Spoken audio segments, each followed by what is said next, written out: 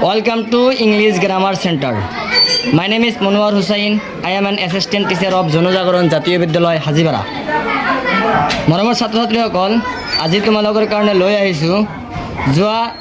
10 অক্টোবৰ 2025 তাৰিখত ধুবুৰী ডিষ্ট্ৰিক্টত হৈ যোৱা হাফ ইয়াৰলি এক্সামিনেশ্যনৰ জেনেৰেল মেথমেটিক্সৰ 61 কুৱেশ্যনৰ সলিউশ্যন লৈ চোৱা ছাত্ৰ-ছাত্ৰীসকল এইটো কুৱেশ্যন কিতাপৰ লগত কমন পৰা নাই ডাইৰেক্ট হুবহু কমন পৰা নাই এইটো বনাই দিছে এইটো কুৱেশ্যনৰ সলিউশ্যন কৰিম আমি এতিয়া চোৱা কুৱেশ্যনটোত কি কৈছে যদি px ইকুৱেল x³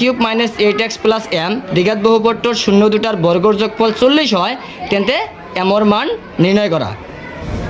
এইটো অলপ বনাই দিছে চোৱা 61 সলিউশ্যন আমি প্ৰথমে ধৰিব ল'ব লাগিব যে ধৰ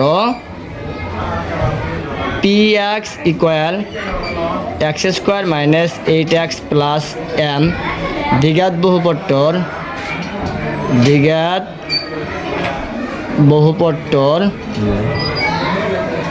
শূন্য দুটা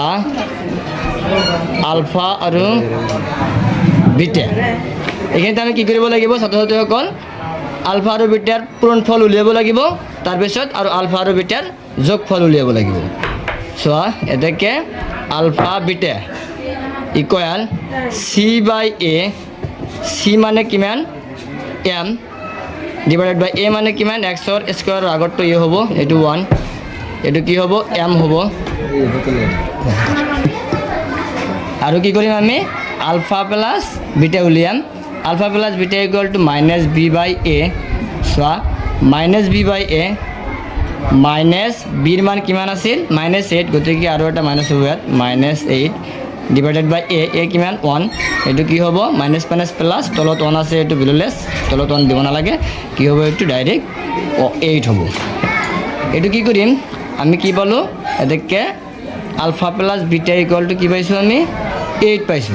এটো কি কৰিম দুয়োফালে বৰ্গ কৰি দিম alpha plus beta whole square equal to 8 square ইয়াত লিখিবা যে দুয়োফালে বর্গ করি এটু লিখি দিবা এটা এটু a + b হোল স্কয়ারের ফর্মুলা পড়িছে a + b হোল স্কয়ার আমি ভাঙি দিম a² + 2ab + b² ইকুয়াল আটক স্কয়ার করলে 64 হবো তারপিছত আমি আলফা স্কয়ার + বিটা স্কয়ার রাখি দিম আর হবলে 2ab 2 আলফা বিটা প্লাসর আছে এটু হবলে দি দিম মাইনাসর হবো -2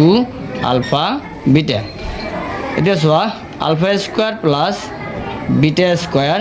ইকুয়াল 64 - 2 ইনটু আলফা বিটা সহজভাবে আলফা বিটা আমি বাহির করে দিছো m আলফা বিটা মানে m আমি এই আলফা বিটার ঠাইত আমি m বহাই দিম কিন্তু অ্যাকর্ডিং টু কোশ্চেনত দিয়া আছে কোশ্চেনত আলফা স্কয়ার প্লাস বিটা স্কয়ারের মান দিয়া আছে যেহেতু ডাইরেক্ট কইছে যে শূন্য দুটার বর্গর যোগফল 40 কারণ আমি শূন্য দুটা আলফা আর বিটা ধরে লইছিলো সেই কারণে আমি কি লিখিম অ্যাকর্ডিং টু কোশ্চেন যে alpha square plus beta square equal to 40 লিখিম কিন্তু আমি কি পাইছো